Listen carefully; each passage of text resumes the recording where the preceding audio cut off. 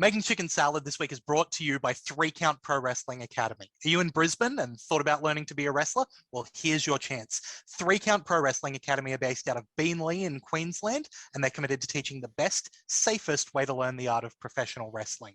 Hit up their Facebook, Twitter, Instagram, or email admin@3countfitness.com now to register your interest, and we thank them so much for supporting the show. Here I was, blaming AEW for feeding you chicken shit, knowing you mindless millennials would be eating it up as if it were chicken salad, when it's really been your fault all along. Make chicken salad out of chicken shit. People is as people does, that's all there is to it. But a square peg in a round hole just never seems to fit, and you can't make chicken salad out of chicken shit. Welcome to Making Chicken Salad, the show where we talk everything that's going on in the world of international wrestling. I am a 1 hour time limit draw, Lachlan Albert, and I'm here with 3.5 minutes on the outside, not getting counted out, Todd Eastman. Todd, how you doing, brother? Well, and the outside is pretty much where I stay all the time, so I'm doing well. So we are going to get straight into talking about what's going on around the world of wrestling. But before we start, I do just want to shout out, if you don't know, Todd and I have just recorded 2 special episodes of Making Chicken Salad over the past couple of weeks, or not of Making Chicken Salad, actually, shows where we reviewed Australian wrestling shows. We did a review of EPW's Reawakening 20 last week. That Reawakening 20 is free on YouTube, so you can go check it out and check out the review that we did. And we've also, earlier tonight, actually, as of recorded a big MCW PWA Worlds Collide doubleheader review that was super fun to do. You'll notice I've got the same background going on in the Vault Games studio, so check out Vault Games Live on Twitch if you want to see me do some other stuff, is why I've got the different background going on. But also check out those review shows that we did, because we love Aussie wrestling as much as we love the international stuff. So do go check those out. But let's get straight into the stuff going on over in the US, starting with the big boys in WWE. The big news coming over there, Kevin Owens reportedly re-signing a huge contract. He's going to be there for a few more years, apparently on some very big money over there. It's clear that Vince sees him as a big asset. What do you think of this signing, Todd? Well, if the numbers are right to what they're saying, I think it was something like $6 million over 3 years, or $6 million a year over the 3 years. So I guess even if he thinks that it's a really big contract and could get cut, if he gets cut and they have to still pay him for the 90 days, that's still another $1 million. Yeah. So it's not a huge gamble for him to take when it comes down to it. And then let's face it, we've been talking about it for a while. Going to AEW at the moment is probably not the most advantageous thing to do, because they've got so many people now. Yeah. And I think that I honestly don't think getting cut is a risk for Owens. I don't think that's something that's in his mind, because I think Vince will always find a spot for someone like Kevin Owens, who is, and I mean, we've been wrong in the past saying that, but what more could you ask other than some muscles? The guy has literally everything you're looking for. He is dynamite in the ring. He's dynamite on the microphone. He's got a character that's consistent. He seems like a good guy who won't get in any trouble backstage. He's bilingual, so he can appeal to French fans. And he's been, Universal Champion. He's shown that he can do huge matches. He did an incredible series with Reigns at the start of Reigns' current run. Yeah, he is absolute money. I understand why Vince is signing him to that much money, because I think he also pushes merch. He's one of those guys where occasionally you'll be walking around, you'll see someone in a KO shirt. See, the big argument against that is that, like, they cut Bray Wyatt, and that dude sold merch, can work, can also cut a really good promo. So you just don't know. But when you're making the money that he's going to be making, the $6 million, it's sort of like, it's worth the gamble, because what's going to happen? I have to sit out for 90 days, collect another $1 million, and then just go to AEW if I can. But are you going to have an issue where Kevin Owens says, I don't want to work in this suit that makes it look like my flesh is burned because I can't see out of the mask? Like, that's not going to be, apparently there's all this creative differences stuff going in the back with Wyatt where he wants to do crazy cinematic stuff. Owens is just a wrestler, man. And he's going to, be in a ladder match and it'll be good.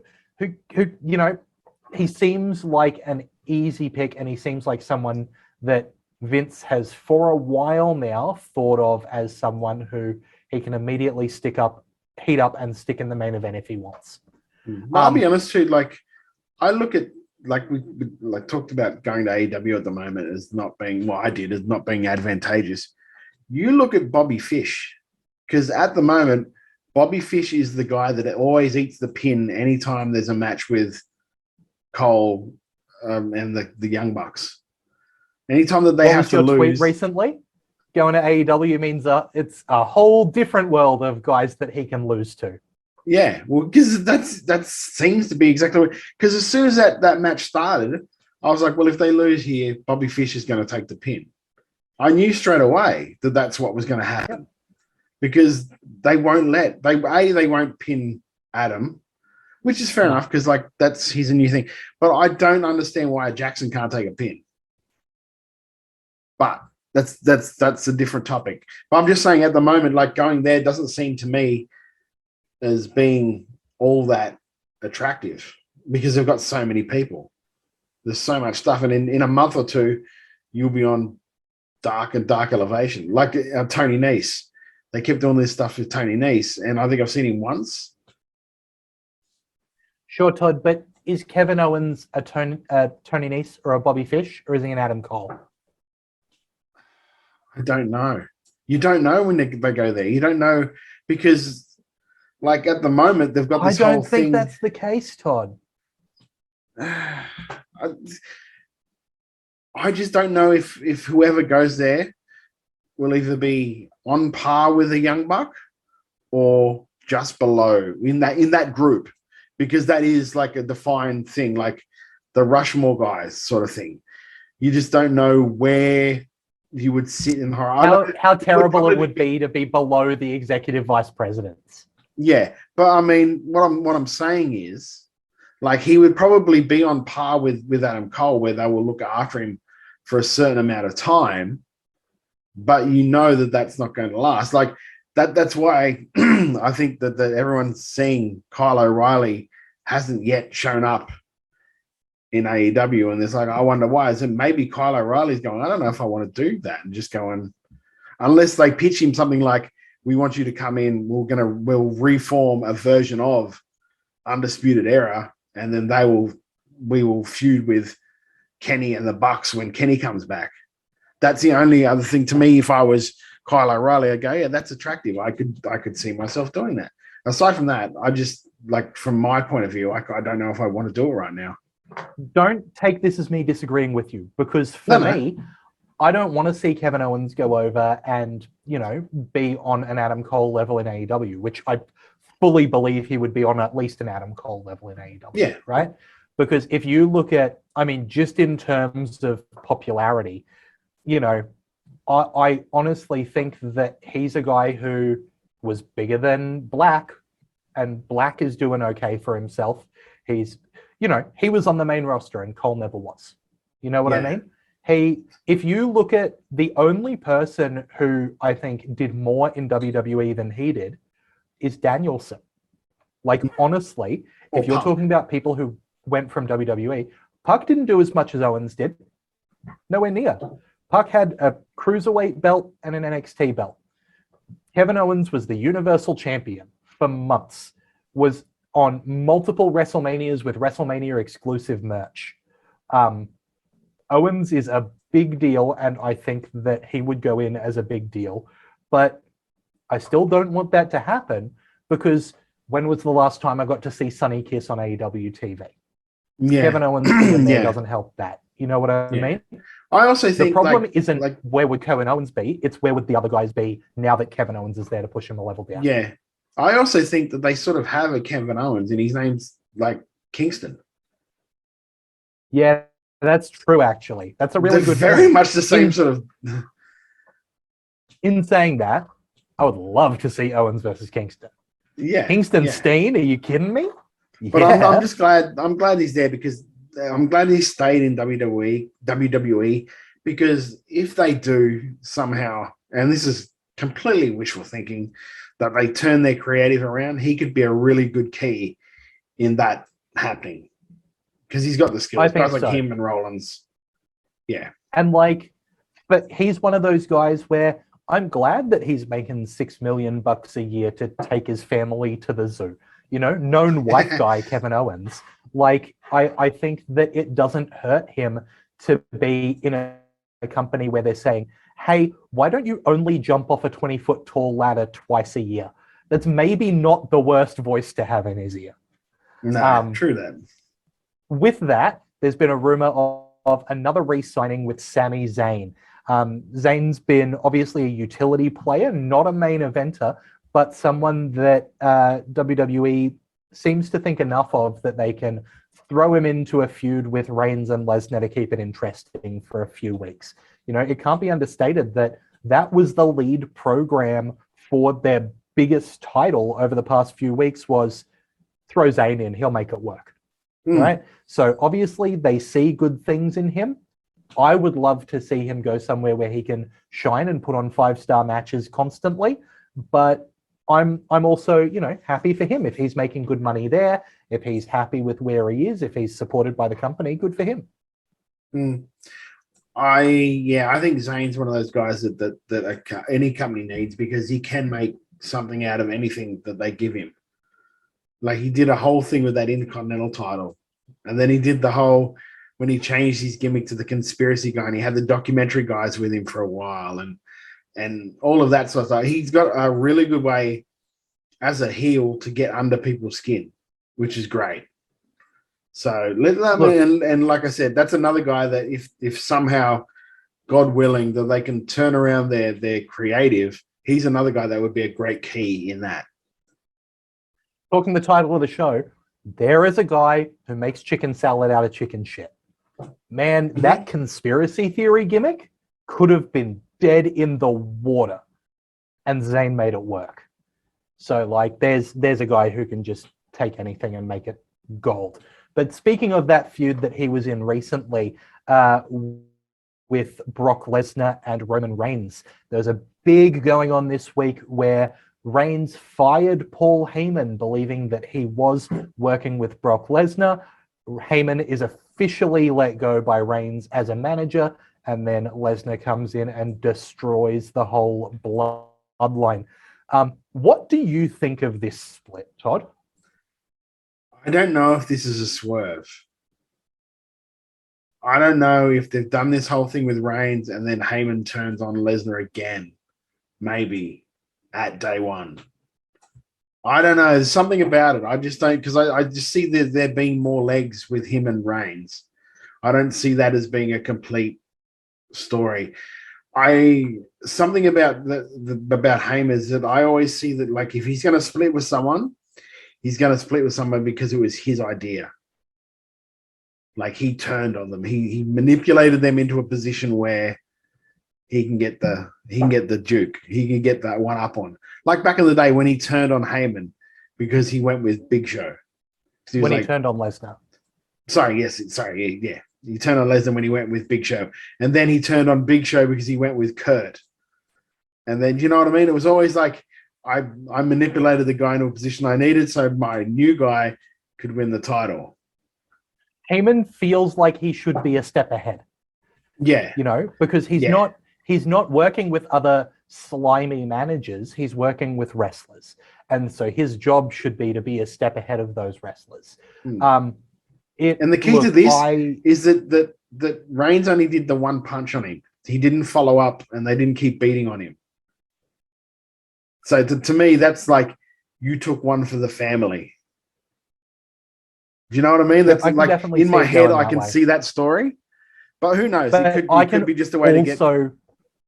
I can also definitely see this as a way for Heyman to just get away so that he can go with someone totally unrelated. You know what I mean? Like, I get what you're saying that, you know, leaving should be his idea. But at the same time, if he's suddenly going to go and be a manager for, let's say, Omos, like, I don't know how you make that a story, because Omos isn't getting a universal title shot anytime soon for him to make that swerve within a match. So how do you make that part of the story? I think it's, have him get fired, because I don't see a way that he would leave voluntarily if theoretically the champion is the person who gets paid the most, so he can get the most commission out of it. Yeah, I think that's the only way to make that work. But also we've seen, like, in the past, we haven't seen a hell of a lot of guys work with Paul Heyman. You know what I mean? Lesnar works with Paul Heyman. Roman Reigns, the way they did it, they worked together. Curtis Axel didn't work with Paul Heyman. Cesaro didn't really work with Paul Heyman. Ryback didn't really work with Paul Heyman. I can tell you what I think it is, Todd. What's that? I feel like Heyman is not someone who adds, he's someone who multiplies. So when you've got someone who's already at the top of their game, he can make them $1 million. You put him with Reigns in this run, you put him with Lesnar, you put him with CM Punk, you put him with, early 2000s Big Show, you're going to get money. You put him with Ryback or Curtis Axel or Cesaro in that run there, and he's not going to do a lot of work because he's not working with someone who's in that top spot. Also, I think, like, creative might have had a lot to do with that, because I'm personally am a big mark for Curtis Axel. I love him as a worker. I thought him as a worker was really, really good. I would have loved it if they'd have got together. Well, when they got together, that they would have changed his name to just Joe Hennig. This is the son of Mr. Perfect, Joe Hennig. Fair enough, Curtis Axel was like a derivative of, like, Kurt Hennig and the Axe, Larry the Axe Hennig. But still, it was a thing. It wasn't, at least it wasn't Michael McGillicuddy. So it wasn't that anymore. But I don't know if that was creative or something, because Joe Hennig was, because I don't think he works anywhere anymore, was a really good worker, a really, really solid hand, to the point of where Rock was making his comeback, he requested Joe Hennig come out and work with him to get him back into ring shape. Now, you don't have a good, you're not a good worker if somebody like The Rock is like, I want him to work with me because I'll know I'll be in the best shape when I come back for that. So, and clearly he got along with people backstage, because notoriously doesn't like anyone Brock Lesnar. You've heard the story about the triple pack action figure? No. So Brock Lesnar was going in a multi-action figure pack. It was him and Stone Cold Steve Austin, and he demanded that Curtis Axel get added as the third figure so that Axel could make some merch money off it. That's good. That's actually good. Yeah, no, that's the thing. Like, you can tell the guys that Brock Lesnar likes, because the matches are always good. Yes. If he doesn't really like someone, he doesn't really put that much of an effort into their match. So it's a good way of saying. I'm not saying that he didn't like Kofi because he killed Kofi, but that was just what they wanted him to do. But, like, in saying that, look at what was going on when he was with Cesaro. Like, it really is an element of, I think the company needs to be really behind a push first, because he was with Cesaro. Obviously, he likes Cesaro. I think it would be silly to say he doesn't like the work that Cesaro does, because everyone likes the work that Cesaro does. But that wasn't what the company was behind. The company was behind, we need to keep Heyman on screen so that he can talk about Lesnar the whole time, because we just gave up the biggest thing that we've got to get Lesnar over. Yeah. So, yeah. Anyway, we'll see how that needs to come from the company. Yeah, we'll see how that unravels going up to day one. So who knows? Yeah, that's about it for WWE. There wasn't a hell of a lot of stuff this fortnight coming out about them that maybe I've missed, but we'll really quickly mention that day one, the WWE title match is now a fatal four-way match. So Big E, Seth Rollins, Kevin Owens, and now added is the almighty, How did I forget his name, but not his Bobby almighty Lashley. nickname? Bobby Lashley. Thank you. So Tell you Bobby what, though, Lashley's like- been added to that match. Is Bobby Lashley now a babyface? Because he did a hell of a lot of babyface stuff to get into that match. Maybe I don't know. Look, to me, this is a way for us to, or WWE to establish the WWE title run for Big E against a bunch of the top competitors, because he can win this match in a way that he doesn't have to look dominant, but then he can say that he's beaten all of these previous champions. Yeah, I will say, I really did enjoy the fact that during Raw, it was like, you've got to go through all of the three guys to get in. And then Kevin Owens comes in and hits Seth Rollins. So Bobby gets disqualified. And you see Seth Rollins getting really mad at Kevin Owens until he realized Kevin Owens is smiling and going like that. And he's like, oh, until of course Adam Pearce and that come out and ruin the party. But it was just, I just thought it was so like, that's really inventive. clever. I like that. Yeah, that is such really a good. smart move. Yeah, no, that's fantastic. And it's one of those things where I love when you've got if X then Y and if Y then Z, and it goes through and a wrestler comes up with a creative way to work on that. Like one of the ones I'll always point to is that build to Kofi Mania, where it's like, oh, if you want that Kofi match, the New Day have to win this tag team gauntlet. And the Usos come out and go, you know what, you've got our respect, we forfeit. Like, I love when those kind of things happen, and there's consistency in the way these people think and act and are their characters and think about the people they're working with to try and get the best for themselves and the people they like. Like, yeah. I love that. Do you know which one of ones which is my favorite one? One of my favorite ones, because I thought it was so smart psychologically, and they ended up changing the rules because of it. It was the New Age Outlaws. I don't know if you remember. I don't know if you're too young to know what this is. Back in the day when they always used to do these multi-team matches, there would always be a spot in the match where, for some reason, like the heels would be in the ring, and the other babyface would tag the other heel that's the tag team partner of him, and they have to get in the ring. So that each guy tries to tag someone out, and they all jump off the apron. Yeah, sort of like, no, you're not tagging me. You guys are gonna have to, because the rule used to be that the two guys have to touch before going to tag. That's like, once you've been tagged in, you've got to touch the opponent before you can tag someone else in. That used to be the rule. So they've come in, like Billy Gunn's in the ring, and then one of the other team has tagged Road Dogg. And so they did the whole thing where they stopped and they look around and they both go to tag someone from the other end. They all drop to the outside. Then they look at each other and run to each other and just drop to the ground quickly and get pinned, because they still won the match. They were still the tag team champions. And they basically really just outthought all the other teams. And then it became the outlaw rule, where the two tag team partners can't get tagged in the ring at the same time from then on. It was actually called the outlaw rule. That's fantastic. All right, moving on from WWE, we have to talk about AEW, and we have to talk about two words that have been making AEW rattle for so long. Send Hook. We got the debut of Taz's son Hook coming out to some Action Bronson music, coming out against Del Fuego, and just making a meal of him. Looking really good for someone so young. The cool, calm, collected ring presence, the raw power catching Fuego out of midair. This was, and using the Taz mission.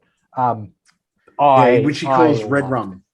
They call it Red Rum. I love now. Red Rum as a name for it too. Like, he oozes cool, and for someone so young, this was solid. The thing that they did which was really smart, was they gave him Fuego del Sol, because he's the smaller guy. So he was able to do a lot of that stuff. I know he's got a match coming up. I'm trying to find out what it is this next coming week on Rampage. He has against Bear Bronson, one of the things. So will be that will be interesting to see how he goes against like a bigger opponent. And if they're booking it to show him the show, like, okay, he really beat this kid and now he's got a bigger guy and he's going to really beat this bigger guy, then that's really good booking. Oh yeah, especially because again, Fuego is such a great light, high flyer, and you really got to see Hook as a strong competitor there.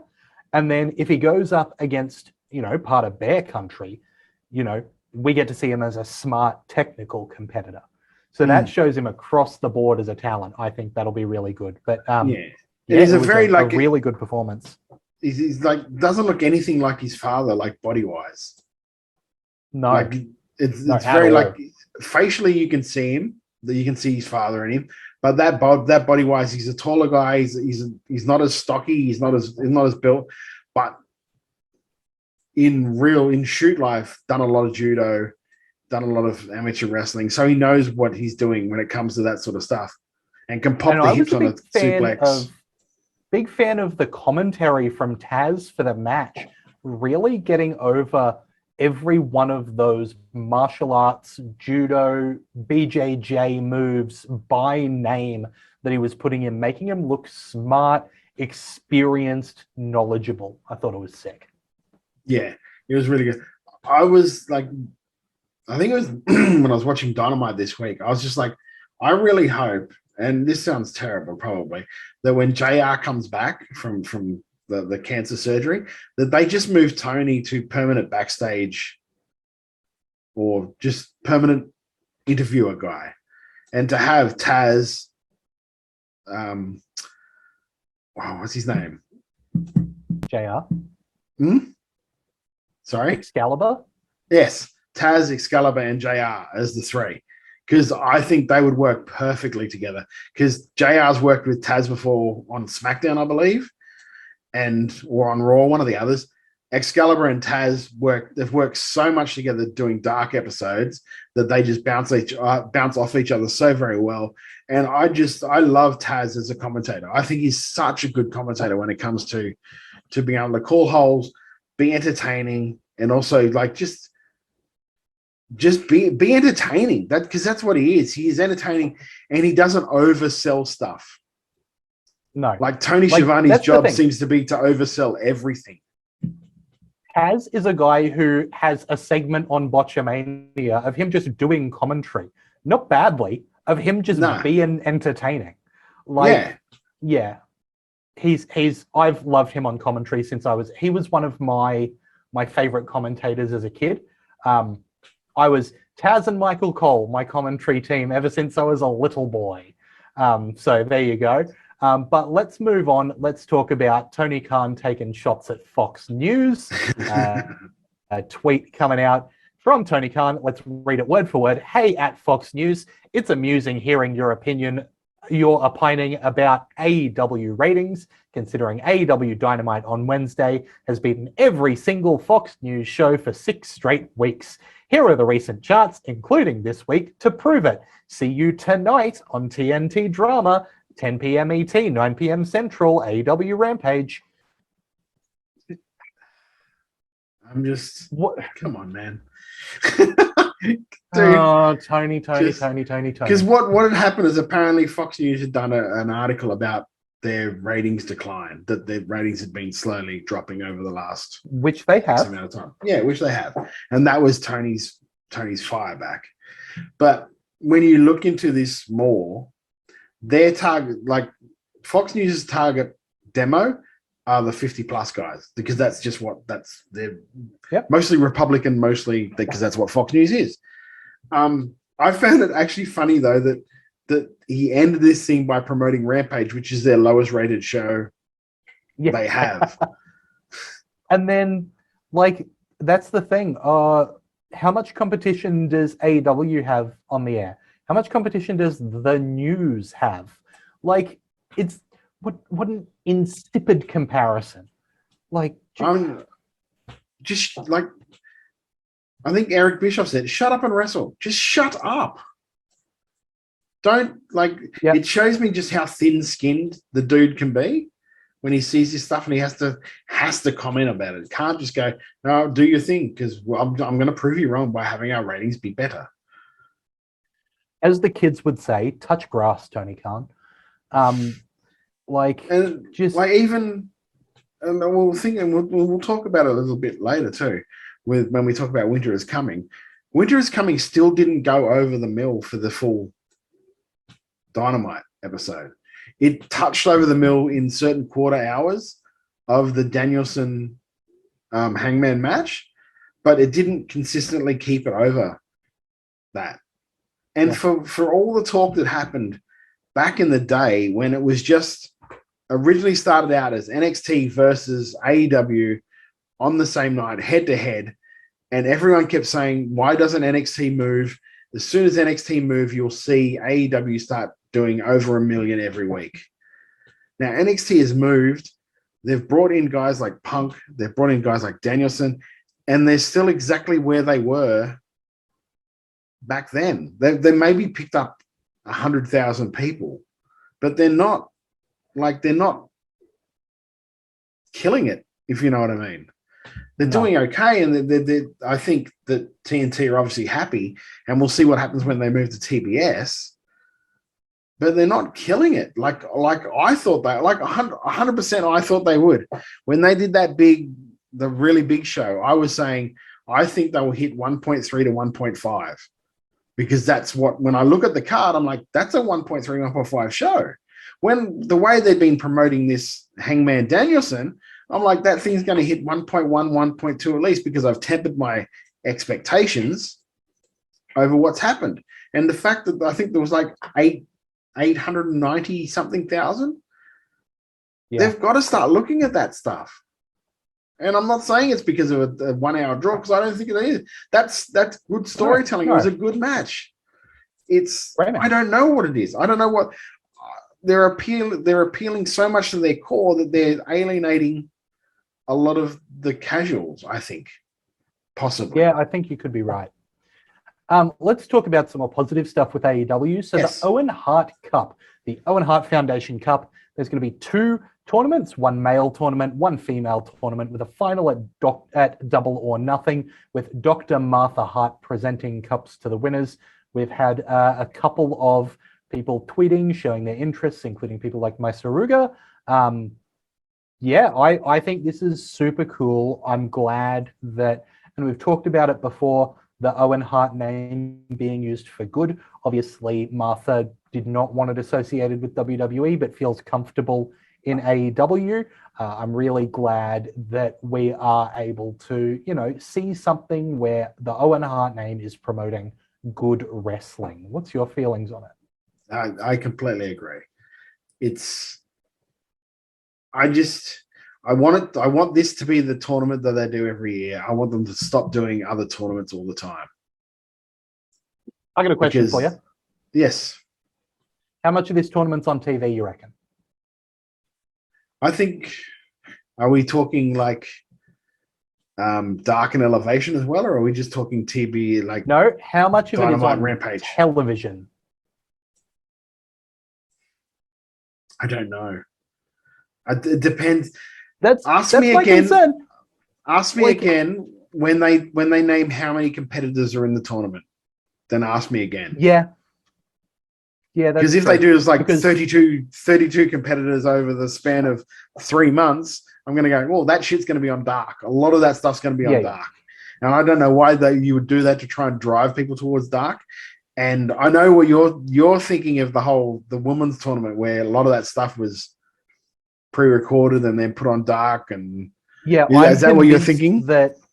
I'm convinced that, let's say each side of this tournament has 8 competitors, right? Mm-hmm. Yep. I reckon we get about 6 of the men's matches on television, and I reckon we get about 3 of the women's matches on television. Well, what have they done with the TBS one, the TBS title, the hose title? How many of the all those matches have been on? They've been on Rampage or Dynamite, haven't they? Yeah, and that's a decent. Those have been on TV for the host title. That's right. But again, like, that was a weird looking bracket too when they did the tournament. as well. And the other thing about that, though, is you've got the name of the TV network on the belt. If you're not having those matches on that TV network, then that's completely ridiculous. Whereas I don't feel like they think they will be tied to television for the Owen Heart Cup.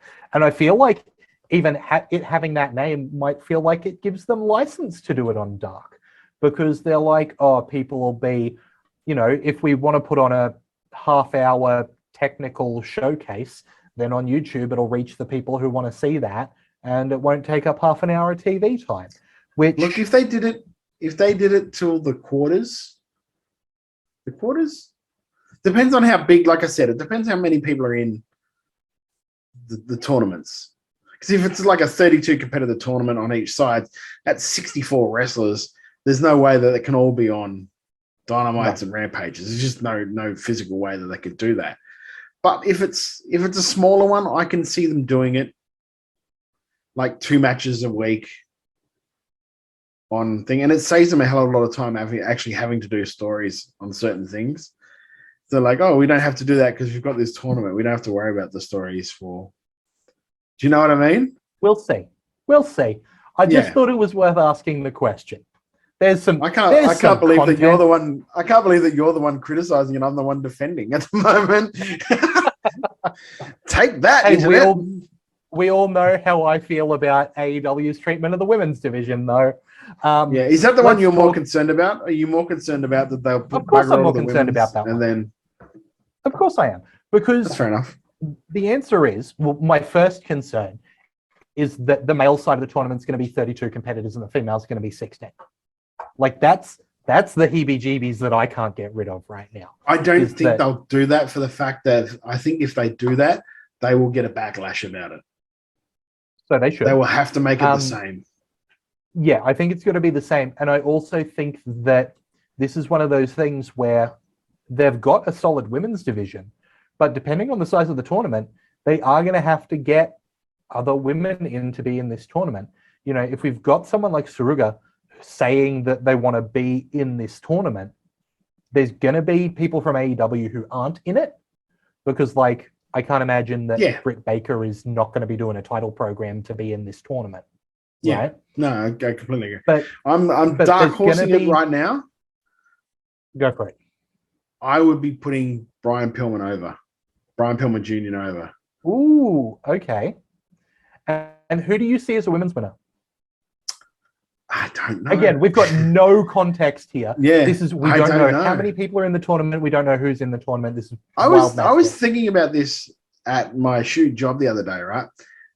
Alexa Bliss is not working anymore. She's out of contract. She got let go, didn't she, in one of the big cuts with WWE? I don't feel like that's true.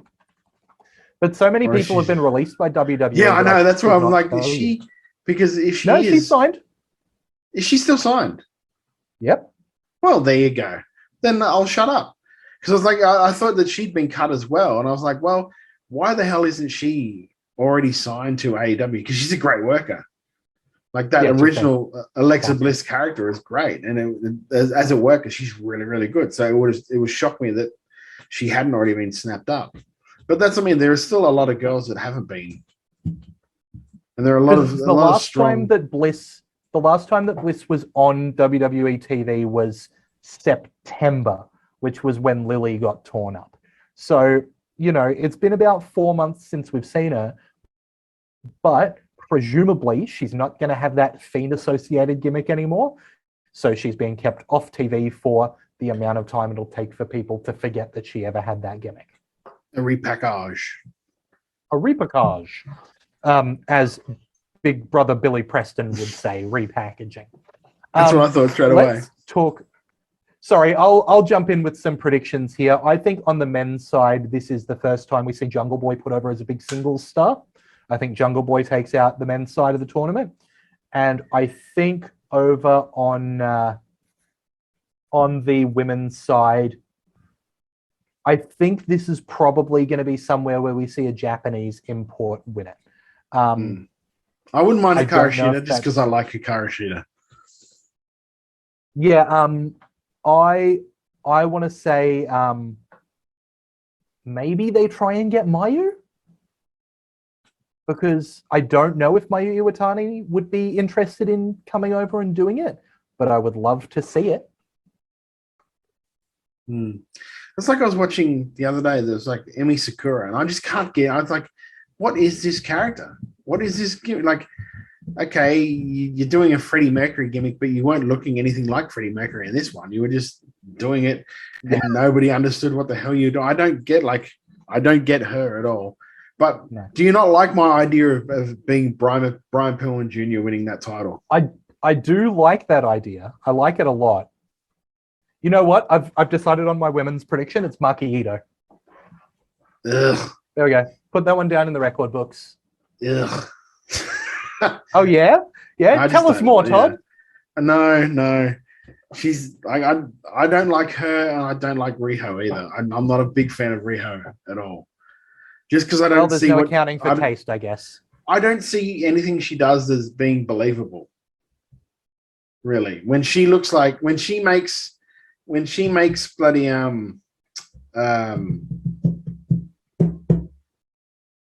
DMD Britt Baker, when she makes Britt Baker look like a heavyweight, then it's like, oof. I just have a hard time doing it. I don't see. This is one of those things where I am not going to be able to convince you to see it my way. But I also know that you're not going over and watching the, Idol Pro. There's Tokyo Joshi Pro is a fantastic promotion. I love the work Marquito's doing over there. I know that that's not your scene. No. I know. But I just believably, I don't see her swinging hard at a fly and killing it. Do you know what I mean? I think if she would swing hard at a fly and hit it, she would end up bruising a hand. That's just what I said. I don't see her as an athlete in that sense, like a combat athlete. If that makes sense. If I send you a Marquito match where I think she looks strong, will you watch it? Yes. What the hell? All right, there's my little pet project for the week. Moving on with AEW, we've got a tease for a bit of a Kings of the Dark Throne thing going on. Kings of the Black Throne with Malachi Black teasing the debut of Brody King to AEW. Brody King, someone who is an absolutely incredible presence, has obviously been doing some great stuff lately. This is a while coming, I think, this potential tease of Kings of the Black Throne coming to AEW. We've been kind of predicting it for a little while, actually, haven't we, Todd? It was just because he actually used the word king in the whole the promo thing. But I'm wondering if this is maybe a swerve and you see Buddy Matthews. That'd be sick. But I don't know. Either way, that's completely me throwing stuff out there. And it is probably not true. It probably will be Brody King. But I think as a good swerve, that would be good. Because you could bring both of them in, really. Yeah, absolutely. And then he doesn't have to team with bloody people that look nothing like him or have anything like a gimmick that's anything like him. And people pretend it makes sense. Yep. No, I adore Brody King. I've seen him do some amazing stuff for a guy his size. Great worker. That AEW card's looking very full. Yes. Yeah. Very full. But moving on to winter is coming. Now, Todd, you've put a number here. Do you want to save that for your chicken shit, or do you want to talk about it now? No, I'll talk about it now because I've got other chicken shits. So that kind of way. Straight up, I'm just going to put it straight out there. I loved the Danielson Page match. I loved it. I thought it was a brilliant match. Went for an hour. So let me jump in. Anyone not keeping up with it? The opening match of Winter is Coming was Danielson versus Page for the championship. It went to a 1 hour time limit draw for Page to retain the championship. And that's and I'll be honest with you, going into this match, I didn't even think that was going to be an option. I was pretty much like, oh, Page is going to get the first win over Danielson. That's cool. I don't have any issue with it going to the time limit draw at all.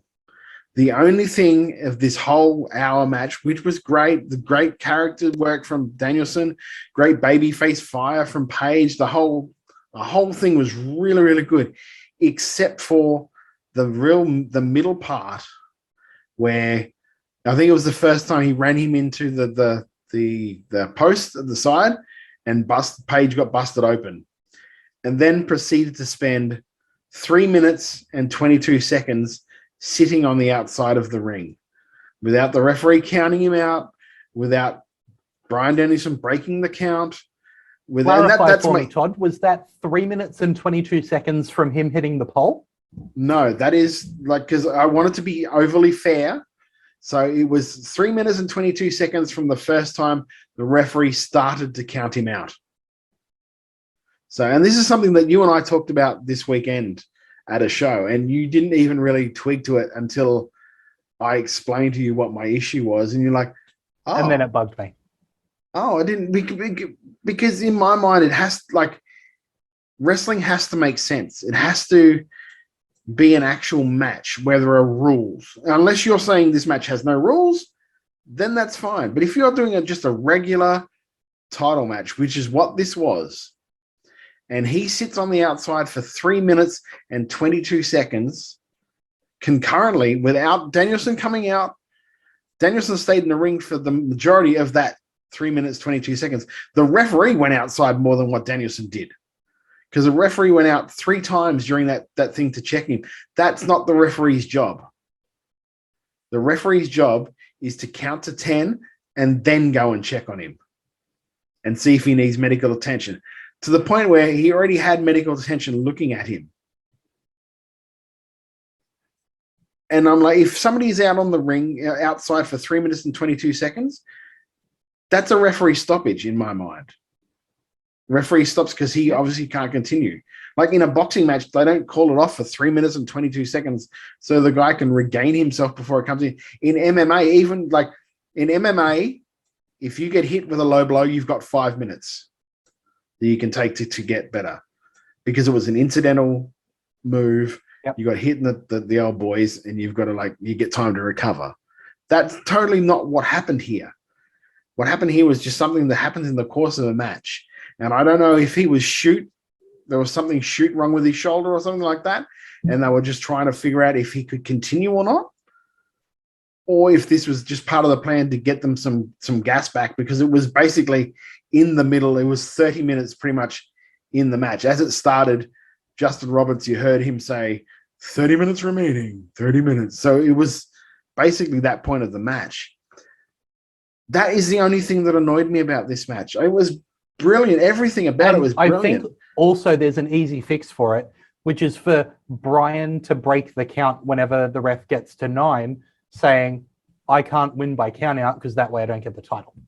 Yeah, but if you are, say you're Bryan Danielson, or say I'm Bryan Danielson, right? And you're Hangman Page, and I see you out there and you're bleeding and it doesn't look like you continue. Now, would I wait for you to get back in, or would I go out there and grab you and throw you in and try and finish it straight away, because I know you're fucked? I agree. I would, if I was Danielson, I would be asking for the ref to call stoppage and award me the title. Yeah, exactly. And none of those things happened. He spent a good minute and a half just walking around, stirring up the crowd like Owen Hart did when Steve Austin had that stinger.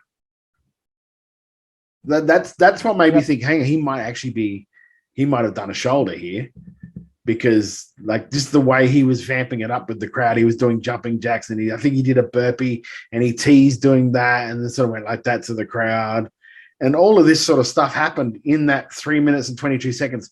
And it was during an ad break as well. So that's another thing that maybe that's why they did it.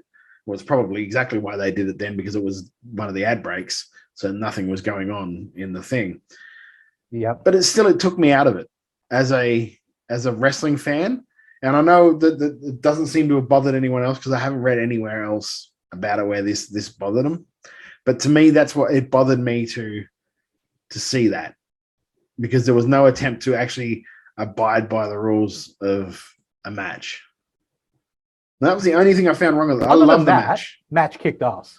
It did. It did. It was just that 3 minutes and 22 seconds that soured it somewhat. That took it, and I think it got 5 stars.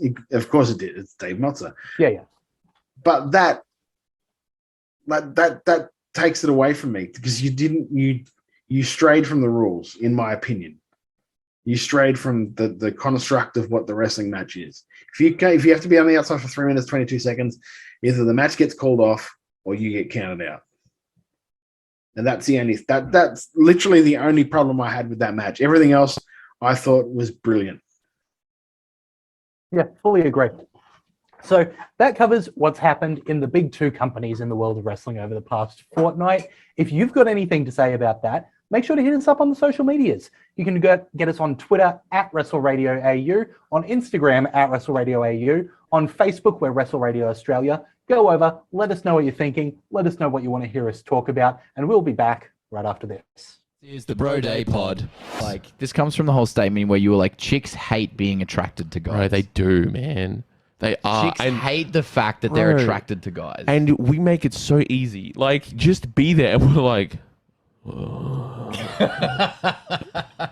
like, are you, okay. Yeah, like just exist, and then we're like, oi, I like chicks, bro. Yeah, chicks, bro. Chicks are so hot. Chicks are so hot, bro. Swear to God, bro. So all of this is just chicks, just tail ending dudes, man. All right, let's go. All right. Oh, sorry. The only disclaimer, is the last one not done. Okay, but the tweet is so brutal. All right. So wait, what do you mean? The last one you've not... me. Oh, okay, you've not done it. I've Gotcha. not done I understand. but it's brutal. Okay. Let's go. So this is all go. just chicks Yep. talking about icks that guys do. Perfect. Right? Perfect. Number one. Holding an umbrella is enough to give me the ick, but if that umbrella turns inside out, they're never seeing me again. Bro, again, like, what do you want us to do? The structural integrity of the umbrella is not on us. Are you joking me? And holding an umbrella. Are you insane? Holding an umbrella for holding one. The fact that she was like, holding an umbrella is enough to give me the ick, but if that umbrella turns inside out, they are never seeing me again. Unbelievable. It killed me. Bro, that's savage. That's savage. But... yeah, it's very like macho to be like, nah, bro, just walk. To be Other fair, than the umbrella, I'm stronger than the rain. To be fair, I've seen umbrellas turn inside out when girls hold them, and I'm like, huh? Follow Bro Day No Plan B podcast on Stitcher, Spotify, YouTube, or anywhere you get your podcasts. Welcome back to Making Chicken Salad.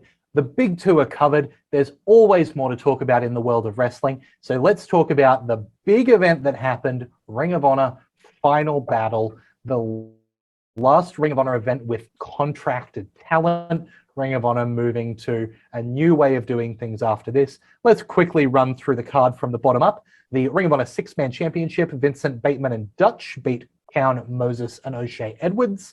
After that, we had the big women's match with Mandy Leon, Angelina Love, and Miranda Elise over Allysin Kay, Marty Bell, and Chelsea Green. I'll stop on that one. I hate seeing Allysin Kay get beat. She is absolutely phenomenal. And especially when, you know, Angelina Love's on the other team. You know, so that hurt a little bit. But anyway, we had another big match, Beer City Bruiser, Brian Malonis, Flip Gordon, world famous CB, and PJ Black, defeating LSG, Demonic Flamingo, Will Ferrara, Sledge, and Max the Impaler.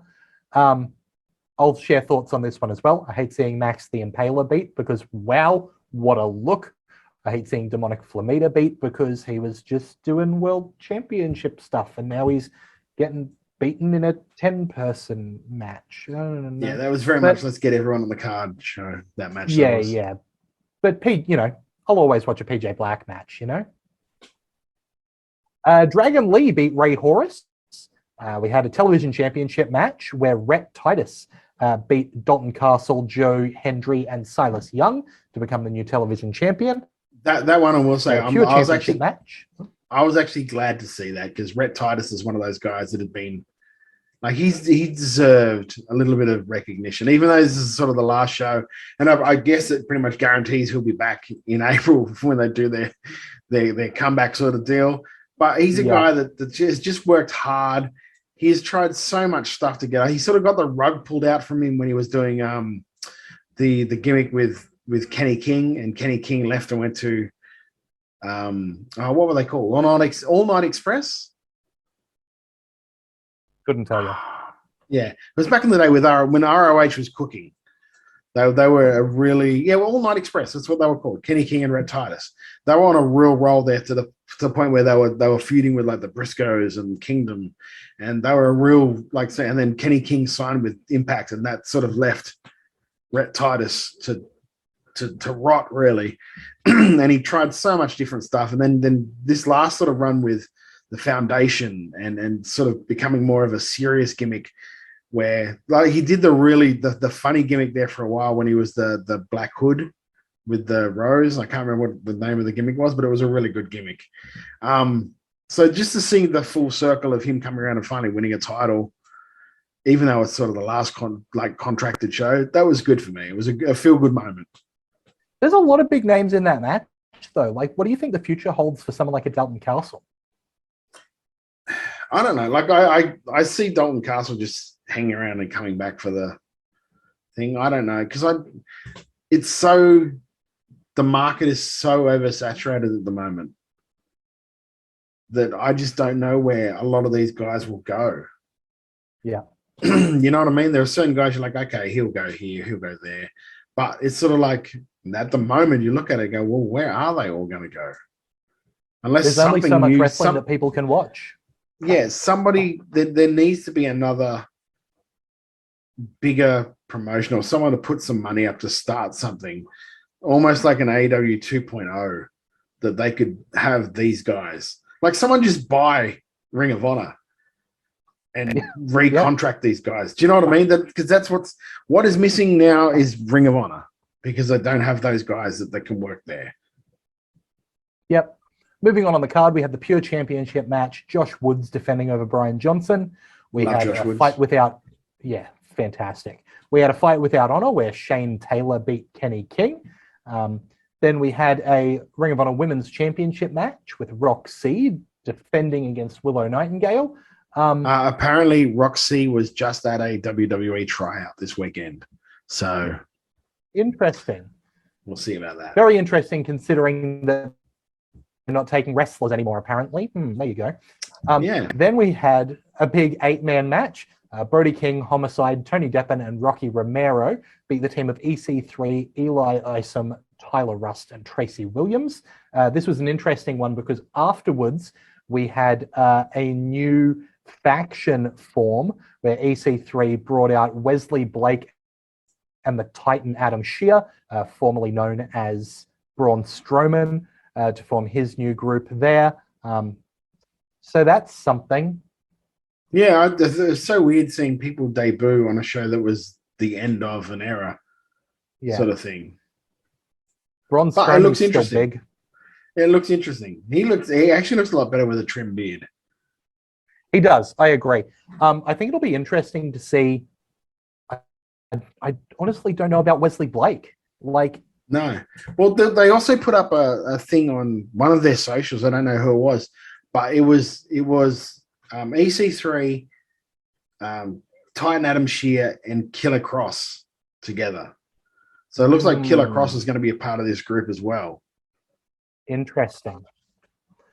After that, 2 more matches. The first was a Ring of Honor Tag Team Championship match with the Briscoes taking the titles from the OGK, and afterwards received a challenge from FTR.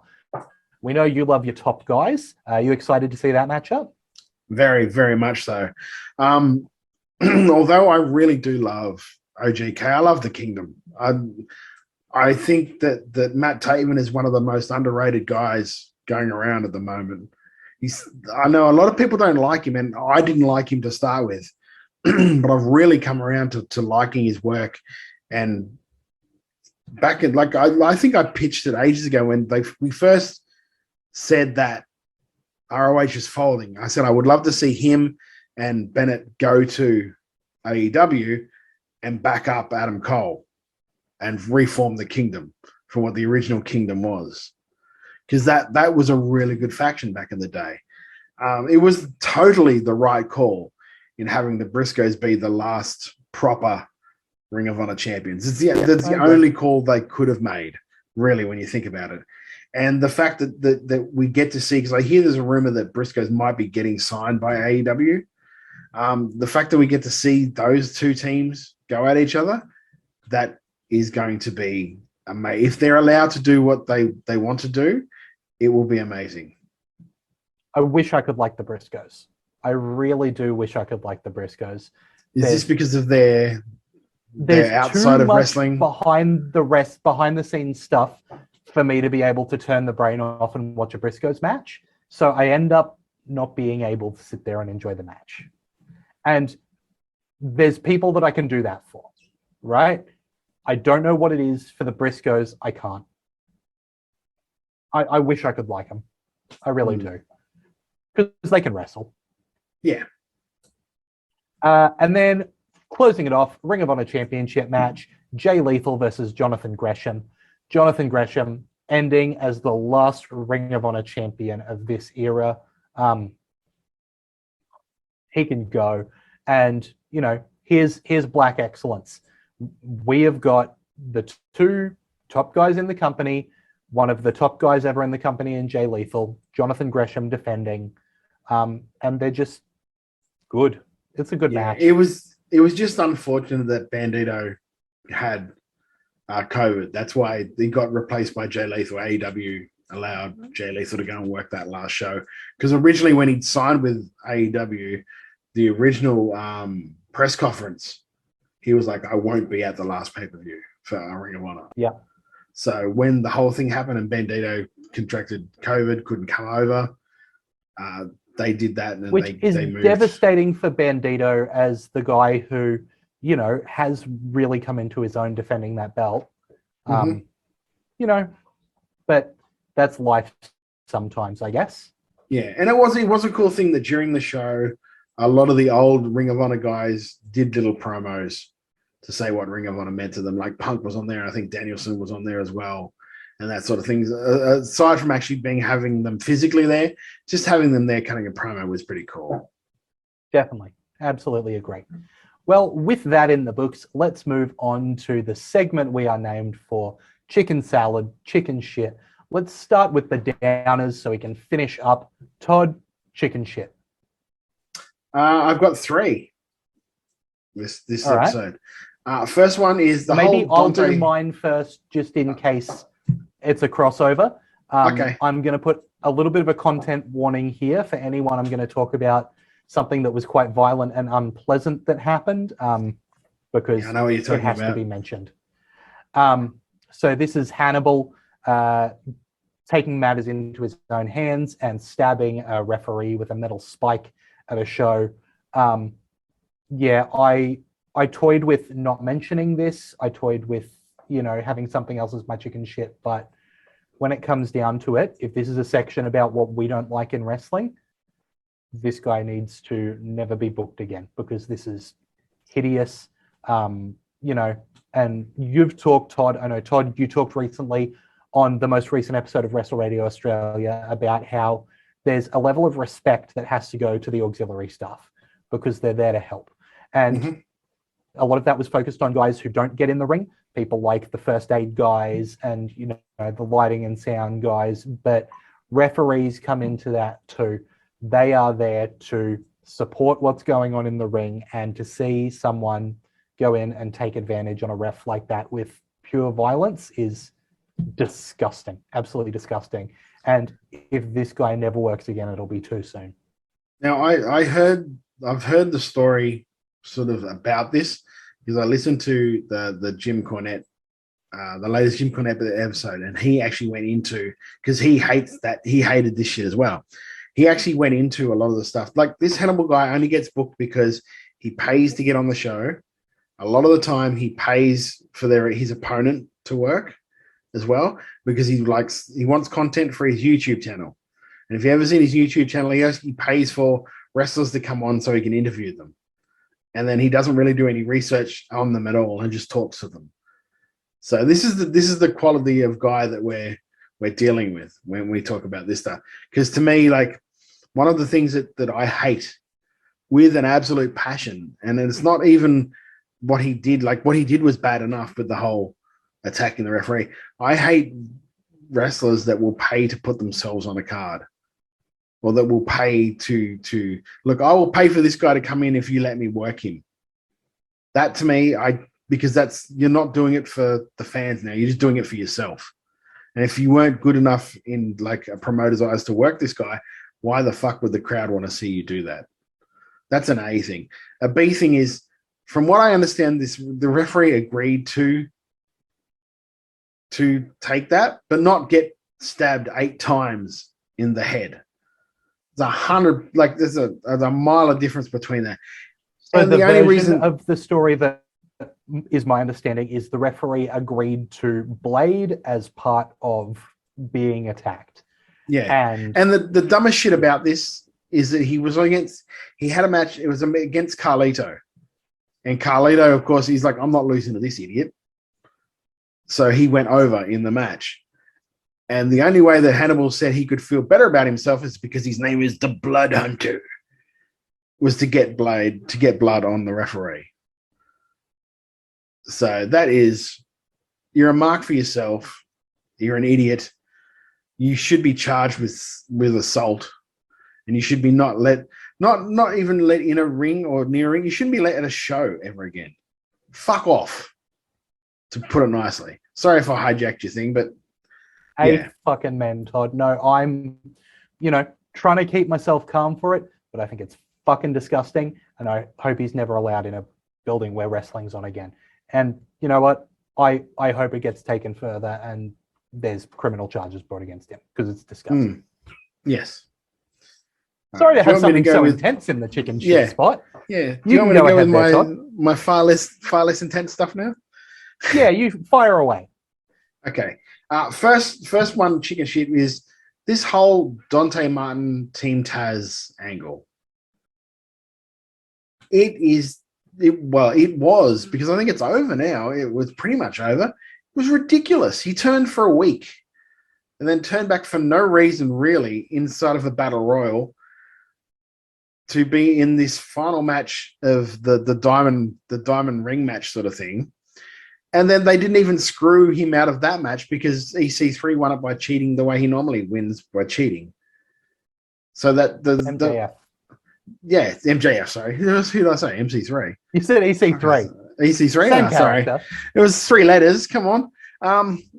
But yeah, there was no real payoff for that either, except for like Thing coming in afterwards and attacking him, that sort of deal. It's just stupid. It made no point. It made no sense. Why do it to turn him straight away when you actually had people interested going, oh, I wonder what a heel Dante Martin's going to be like. We didn't get a chance to see it. I think for a week he was, and then they turned him back. They made no sense. That was one of the dumbest things I've seen them do on that TV show. My second one is, please keep Penelope Ford off network television. Just, there are so many better women in that division you could put on TV. Please don't have her there. And this is not me women bashing, because like I said, there are so many other more talented women in that division that could be putting on really good matches when you've got Botchfest Ford doing her stuff. It annoys me so much, because I can see that how many good workers they have, which they don't use. And my third one is the internet wrestling community over this whole Sammy Guevara breaking up with his... Oh, don't get me started, Todd. That is dumb. If you're going to hijack one of mine, I'll hijack one of yours a bit too. Yes. Can we stay out of people's personal lives for 30 goddamn seconds? Please. Wrestlers are for your entertainment between the ropes and when they're recording a promo to put on a show. Who they are, dealing with behind the scenes That's not for us. I don't know who Sammy Guevara is. I'm not entitled to know about his relationships. It is not for the bloody internet wrestling community to decide who's right and who's wrong and what's going on. Jesus Christ. Take it away, Tom. Yeah. And it's also like, because if you watch his vlog, which I watch his vlog because I actually find it pretty entertaining. Tay Conti's on it a fair bit because they're friends. And of course, because somebody is friends, apparently that means that they must be having sex. And that is what the whole internet. And then when the unfortunate thing that happened is Sammy Guevara and his fiance had now broken up, the wedding is off. The internet community has instantly jumped to, well, he's obviously been cheating on her with Tay, and they've gone and attacked Tay online, and now she's off Twitter because of it. Because she, of course, why would you want to deal with that stuff? No. So, yeah, that's my thing. Just be cool, people. Just be cool. Just because you watch a blog or a vlog on someone and you see a little glimpse of their personal life, it doesn't mean that you know everything that's going on. So just, yeah. And that's shit. Yeah, let's echo that, Todd. You don't know what's going on in the lives of people you don't know. That's right. Let's move to the stuff that we like, though. Go for it, mate. What did you like? Yeah, I'm going to, and you know, it's stuff I've already talked about, but not on chicken salad. But I'm going to fire away anyway. Man, Marcus Pitt and Damian Slater can wrestle, can't they? Oh boy, Reawakening 20 is free on YouTube. That is ridiculous. This is one of the best wrestling shows I can suggest, man. Go, just like, I know that the whole point of this podcast, you know, Wrestle Radio Australia is for the Australian stuff, and we're doing the Aussie reviews, and then this is the whole world thing. Australia's putting out the best wrestling in the world right now. Reawakening 20 is some of the best wrestling you'll ever see. It's free on YouTube. Marcus Pitt and Damian Slater, that match, chef's kiss, mwah, superb, loved it. Can't speak highly of it enough. You know, it was tough to choose between that and the Gavin McGavin Michael Morleone match, and then also the PWA MCW champ versus champ match. Aussie wrestling, man. Yowza. I'm saying specifically Marcus Pitt and Damian Slater was a hell of a match, but go watch Reawakening 20 for free on YouTube. Yeah, I agree. I don't have those as my. I've got two. One was on NXT UK this week. It's again a guy that I've talked about before. Charlie Dempsey and Joe Coffey had a match. Charlie Dempsey is William Regal's son, and very much a style, very much like Zack Sabre Jr., but with that Steven Regal, William Regal sort of twist to him. It was a really, really good match. Go and check that out. And also from WrestleCon, Buddy Matthews and Malachi Black had a match. This was really, really good. And let me guess, it was a Buddy Matthews Malachi Black match? Yeah, it was, exactly. But it was them without the constraints of WWE, so they could go and balls to the wall. So it was a really, really good match. So those are the two. And of course, like, I'm just going to say it, anything Matt Cardona is doing in GCW, just go and check it out. It is so very good at the moment. So they are my chicken salads for this week, mate. I'm really glad that we finish on the chicken salads because it reminds me of how much I love wrestling. Because you know, you hit the nail on the head. Everything Cardona's doing, man, he gets me every time. What great work that guy. Yeah, well, they did the thing this weekend where there was a tag match against Effie, and I can't remember who the girl was. It was him and Chelsea against Effie and the girl. And of course, being the bad guys, they lost the match. So then they kept putting out the tweeter on the Twitter.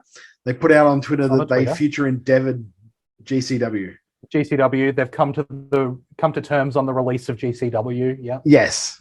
So again, we're going to see where that ends. So everything he's doing at the moment when it comes to GCW is just brilliant.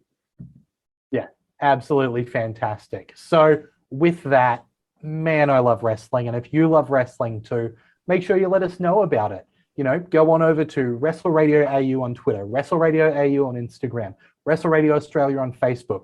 You can let Todd know what's going on at Beast Eastman. You can let me know what's going on at Lachlan Albert on Twitter. Let us know what's happening. And hey, you're listening to us. You're online. Time to subscribe to the podcast. You can find Wrestle Radio Australia on YouTube, Apple Podcasts, Spotify, Stitcher, anywhere you get your podcasts. It's free to subscribe. If you're doing it on Apple Podcasts, hey, throw us a review, throw us 5 stars. It really helps us get in more ears. It makes it so that, you know, those platforms advertise us to other people just in the app, and it gets the love of wrestling spread around far and wide. So please do that as much as possible. We've got Wrestle Radio Australia merch. It's over on Redbubble. Do we pocket the proceeds? No. We're sending it to people who do great work over at Beyond Blue and Gotcha for Life. Great charities that support men's mental health in Australia, because that's something that's really, really important. So you can represent Wrestle Radio and you can support those amazing charities. If you haven't already, there's a couple of things you should listen to on the Wrestle Radio Australia feed. 2 of them are reviews that Todd and I did of Aussie wrestling shows. As mentioned, we talked about EPW's Reawakening 20, and we talked about PWA and MCW's Worlds Collide event. Both of those are on the feed, free to listen to. We talk about how you can watch those shows as well, though I may just have mentioned one as my chicken salad because, man, it was so good. So go check those out. And also, check out a solo episode of Wrestle Radio Australia that Todd did this week, where he talks about some underrated talent in Australian wrestling.